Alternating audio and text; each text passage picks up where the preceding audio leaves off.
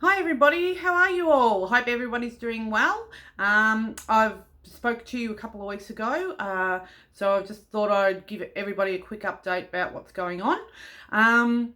Nothing scary, so don't freak out. Uh, we had a discussion last time I was talking to you about the fact that they've said I went and had my executive and cognitive functions tested, and the guy doing it said there was no problem, and the reports were sent out to both my neurologist and my GP, with a emphasis on me getting some PTSD counselling, because they thought that a lot of the issues surrounding it were PTSD. And I was of the opinion that I didn't think it was. I thought there might have been something in it. Like, I'm not saying I'm just going to ignore that. But what I'm saying is I think there's other things. And I'll go into that in a minute.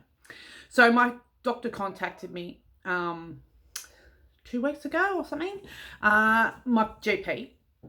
And we made an appointment and to discuss the report. It wasn't an emergency discussion, so she wasn't freaking out about it. And I have sent messages upon messages to my neurologist, but I've seen glaciers form quicker than this guy moves. I'm serious. He's just shocking. So I spoke to my GP and we went over a few things, and I just brought it up to her that, look, there are a couple of things that I would like to try before we go down the counselling or psychological track, because I don't really want to be on any antidepressants that I can't be diagnosed for anyway, because I'm on Keppra, so they can't sort of give you one. They work against each other. So some of them can. I mean, I'm not obviously a psychiatrist, so I don't know how these medications work, all of them. I've just read about what certain ones do. So with the Keppra, and in doing so, I also saw what Keppra does, and long-term use is not a problem as far as kidney and liver damage is concerned. That's not a problem. People who epileptic have been on these medications for long term and had no problems. Also, my dosage, I looked at my dosage, and it's about average for somebody with mild or medium type epilepsy. So I'm not concerned about that. The concern that I have with the Keppra is the sides that I'm getting that are pretty severe. And I wanted to address that first. So we had a bit of a discussion with my GP, and she said, well, you're saying you've got certain hang-ups, both emotionally and like thought processing wise, and that may be, definitely PTSD thing. And I said to her, well, before we start going down the psychology track, can we just because I haven't had any of this before, haven't had depression before, haven't had multitasking issues before, I've had no confusion before, I've had no emotional detachment issues or disconnection issues, but now I'm seeing that. Can we eliminate the chemical factor first? And if that's still present, then can we go down the psychology route? And she agreed with me and thought that was an excellent idea. Let's do the least evasive thing first, or the thing that I think is the actual issue. So sometimes it's easier to go with Kibby than go against her. So I went, okay, fine. How do we go about that? Because my neurologist is not, and she's just like, oh my God, that guy, he's just no one in the department speaking to me. So she's had tried to contact him too, and she was getting no success. So she said, well, the other option is we go private. You just pay. You pay for your own neurologist. Again, there's going to be a wait. I don't know what it is. I don't have contact with that group, but I will be able to refer you on, and you'll be able to contact them. So that's what happened. We did that. She sent off a referral. I rang actually the day after, and spoke to reception. And funny enough, this dude is a neurologist, but he's now specialising in vaccine injuries. So there is a need there. So hopefully he'll be able to get me off the Keppra, because my doctor can't. It's got to go through a neurologist. So I'm off any steroid or immune suppressants. So all that's gone. It's now just the seizure medication. And I think that's a big issue. In the meantime, I also spoke to her. I said, look, I'm contacting Beyond Blue, which is in Australia, if you're watching from overseas or whatever. In Australia, they're a depression support group, like Lifeline or whatever. And they're awesome people. So I did contact them and said to them, listen, what strategies do you have for dealing with my depression? Because who knows when I can get into this guy. The receptionist said probably 6 to weeks at an emergency, but after that it could be longer. Like, we will contact you in 6 weeks, but the appointment might be 2 months from there. So I'm like, yeah, cool. So let's look at the crisis situation at the moment. So let's address a few things. So we contacted them and said, right, without cancelling, what coping mechanisms and supports can I put in place? Obviously, I'm not on the level of high depression where I'm, self-harming, because that's emergency. I do have thoughts continuously, and I'm fighting them continuously. The negative talk that goes on in your head. So she's like, yep, cool.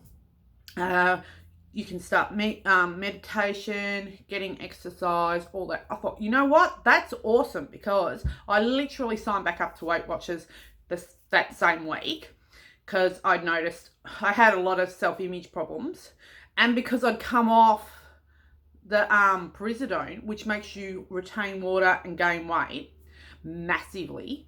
So I thought, well, I've got to lose this weight. Like, it was insane. I mean, I put on 30 kilos in 2 months. Like, it was not because I was just eating shit. Well, it was that too. But I just was retaining water like there was going out of fashion. So it just becomes a vicious circle. Anyhow, so contacted them. They said, right, do some meditation. If you start feeling yourself getting stressed and start to slide, do some clean air, exercising, reframing your thought processes and stuff like that, which is a common skill that I use all the time before I had this bloody encephalitis. So I was like, cool, can do all that. Going back to Weight Watchers, I need to exercise and walk and start eating much better. That was another thing they said, don't eat your feelings. I'm like, cool, that's too easy, can do that. So yeah, so as you can see, my big toe is way skinnier. It's lost about 3.1 kilos or something. So hopefully it spreads to the rest of me. I haven't noticed a difference. Most people said, oh yeah, no, you've lost a bit of chunk. I'm like, yeah, but I think that's the water retention from the Perizidone. But I'm going to, look, just bring it on. I'll just take those comments and compliments, no problem at all. Yeah, so this week has been ridiculously hard. So last week, coming into Father's Day and stuff, I was lost the weight. So I thought maybe that was a bit of the triggers as well, because you're losing weight and stuff. But normally when I lose weight and I've had a big loss, I'll get really excited and really highly motivated and happy, and I'm living on top of the world, and that'll last for 3 or 4 days, and I'll just be gung-ho. I'll be going for hour walks and living my best life. This time when I weighed in, I was like, yeah, wow. So I sent a message to my other half. Yeah, look, I've lost 3.6 kilos or something. And he's like, oh yeah, good on you. Well, I'm just like, And then it was just a slide for the rest of the week. I stayed eating very well. I stayed drinking lots of water. I did continue to exercise, but it was so tiring. I was getting really, really tired, and I was getting nutty. Like,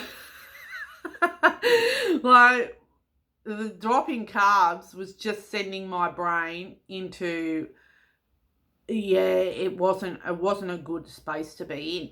So I had to look at my macros, and thank God I'm doing that sort of shit at school.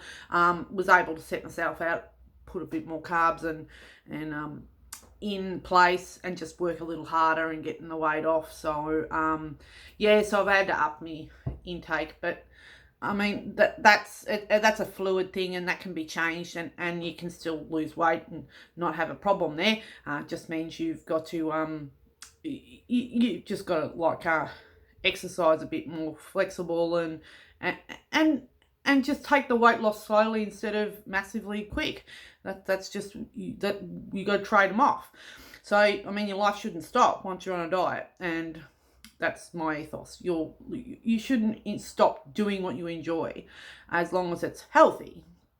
So anyway, so we had a really rough week. So by Wednesday, Thursday, Friday, I was at point break. I was at it. I was at my limit. I was so tired of fighting the really horrible, resentful thought processes that were going on, and at the same time knowing that it's chemically induced and there's nothing you can do about it. Like it's bizarre.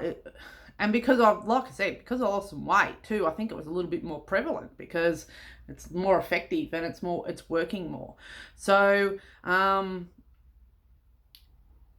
think your dosage has to be adjusted when you lose weight like that. And then of course they're saying, oh well, that's a sign of depression, rapid weight loss. I was like, yeah, but that's intentional. Like, it's not because I'm not eating because I'm stressed out and depressed. It's because I'm eating well and exercising like you recommend me do. So anyway, cut a long story short, so my other half saw it full flight at the supermarket, and he's like, it frustrates the crap out of him, poor bugger. I feel sorry for him, because I've got to be very routine and because I can't multitask and I can't abstract think anymore. Like, I can't problem solve or abstract think. So I have a vision of what I'm doing, and if I deviate from that path, I become confused, and then I become overwhelmed, and then things just don't go any right.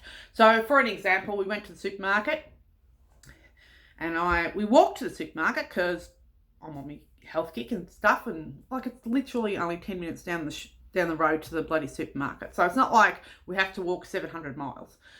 So we walked down there and together, holding hands. But he decided to go a different way than what I would. So that sort of spun my OCD, my control issues were sort of like, oh, hang on a minute, we've got to recenter, refocus. He wanted to cross the road here, but we couldn't. And seriously, it's the most bizarre thing. I can't explain it to people. Like, you have to experience it.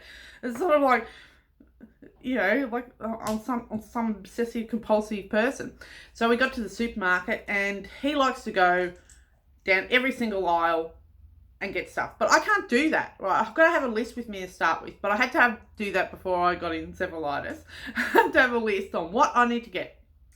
Because if I go aisle to aisle to aisle, with my brain going off on its little tangents all over the place, I end up just buying chips and lollies and soft drink, and oh, that looks nice, I'll have that. Oh, I'll grab some of this. Oh, and then I end up doubling up on stuff because I'm like saying, oh gee, we got sugar at home? I don't think we've got any sugar. I better get sugar. And normally what happens is I miss the things that I came down there specifically for. So a year ago, before I had any dramas, I was like, oh, well, we need milk and bread, but you don't put them down because they're a staple and you get them all the time. Now I have to actually put them on the list because I've gone down there for milk, bread and cat food or whatever and come back with everything but. And it's like, that's not right. So I had a little list with me, and I like to go through when I'm writing the list, I know exactly where those things are in the supermarket. So I'll just go, okay, fruit and veggies first, then we go to this, and then we go to this, and then we go to this, and the last thing is the cat food and frozen foods. And then on the way out past fridges, we grab the milk. Right? Done. But he likes to go like that. So anyway, we got there, and there was no like hand baskets. So, because I said to him, I'll grab a hand basket. He goes, oh, there isn't any. So I've got to go up this way towards the checkout. Well, then that threw me right out, because all of a sudden now we're starting halfway through the middle of the supermarket and not at the end.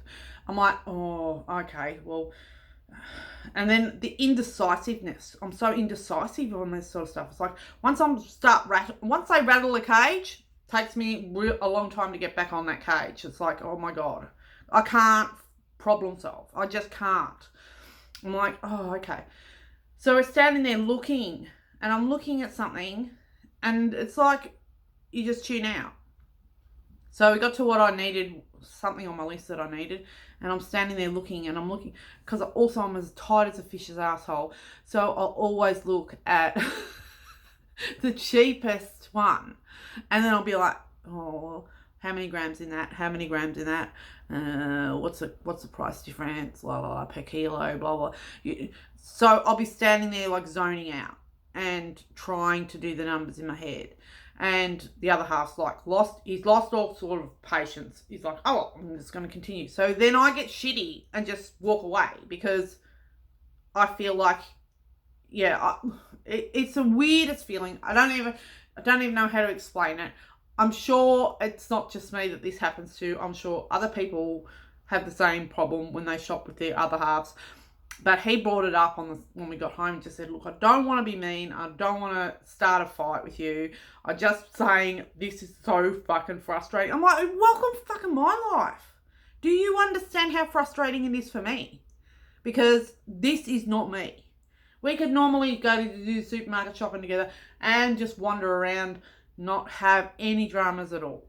Now it's a constant, it's agitating, it's confusing, I'm lost, I get fiery, I get pissed off, and then we end up leaving in a shit with each other and with nothing that we came down to get. It's like, is the bottle shop on the way out because I'm getting myself some wine because I can't deal with your drama anymore? It's like, yeah, it's bizarre. So anyway, that was sort of it. And I'm sort of saying to him, this is what I'm saying to you, Ashley. This is not something that's new. This is life. This is what I go through all the time. I know you've probably just find it more prevalent now than normally, because normally I'm on my own or with one of the kids. But we've been going supermarket shopping and going here, there and everywhere ourselves, not having kids with us and stuff, and yeah, so he has noticed it a lot more. And because, like I said, with the weight loss, the drugs are working a bit more effectively. I'm being able to process and de-stress a bit. And I said to him, honey, also understand that this week has been like really hard, because this week is the anniversary of my jab. So I got it on the 30th of August last year. And my life has changed so much since that time. And we're, like I said, 12 months on, and now I'm still fighting. I'm still fighting this battle every single day. And it's like, oh. And then on top of that, like, so you're just sort of going, when is my life going back to normal? Like, when am I going to be normal again? And then I just want my family to be whole. I just want me to be whole. I just want me back. And then they turn around and they're talking about now putting COVID and the flu vaccine in the same injection for next year. And that terrifies me, because, well, I know the flu jab's no big drama. I'm not worried about that. But how can I be sure what what COVID thing is, which injection they're putting in. What type? Is it Moderna? Is it AstraZeneca? Is it Pfizer? Is it Novavax? What the hell are they mixing in there? Like, I won't have a say. Like, I won't have a say. It'll become mandatory because I have have to have the flu now. The flu jab now. Not a problem. Had that. I'm not worried about that. I'm worried about going down the rabbit hole again. So I've contacted a lot of people since then. So for 2 weeks, I've been flat out like researching and seeing who, like the Encephalitis Society, they're based in UK. I've been on there. They're actually very helpful. But in saying that, you know, so I've discovered that I've got viral encephalitis. I had a bout of that, right? So that is something that I could get again. Not necessarily caused by vaccines as such. Like, so an immune deficiency can be triggered by a vaccine, any vaccine. So that alleviates that problem. Viral one is just something that happens, right? You just get it, and you can get it again. Like, it's not something that they can put their finger on and say this is when you're going to get it and this is what causes it. So that's a bit concerning. So, and there's been cases where a lot of people have got it like multiple times. So, shit. It's not, I experienced it once. Don't want to go there again ever. So, yeah, so it can be really, really bad. So, that's what I've found out. I've also found out other things, but nobody is correlating COVID. And this is the other thing that's so frustrating about the whole situation is I just wish that you can get some validation, that I could get told, yes, this is what's caused it. Have a bit of paper saying this is what's caused it. No one in Australia is willing to say that. No doctor is willing to say that. And if they are, they're living in fear. Because the government's so anti-bloody COVID deniers and things like that. So I'm not saying that COVID's not real. I think it is. I think, yes, we need a vaccine. But yeah, we need one that works. And we need one that's not fucking people up. Like, there's a lot more other injuries that's recorded. Encephalitis is not one of them. They have a lot of things with COVID. COVID causes, they've got documents where COVID-19 virus has actually caused encephalitis in people. And the only one that has been actually attributed, there's been one other case attributed to the actual vaccine, and that was in China, is it? I think it was in China. A lady got it in a Japanese woman. She was 46 years old, and she presented with encephalitis, like symptoms. And it was worked out that she'd had, because I won't tell you which one she had, but she had a vaccine, the COVID vaccine, and that's attributed. But my case is not there because they don't think it's me. They don't think it's, they won't say what it is. They won't say. So that's another thing that's so friggin' frustrating, because there's just no recourse. There's no definitive answer. There's no nothing. So, you know, that all, and like I said, this all plays into your emotional well-being, because you're not being believed. You're not getting any help. You're not getting any recognition. You don't know. The fear of the unknown. You don't know.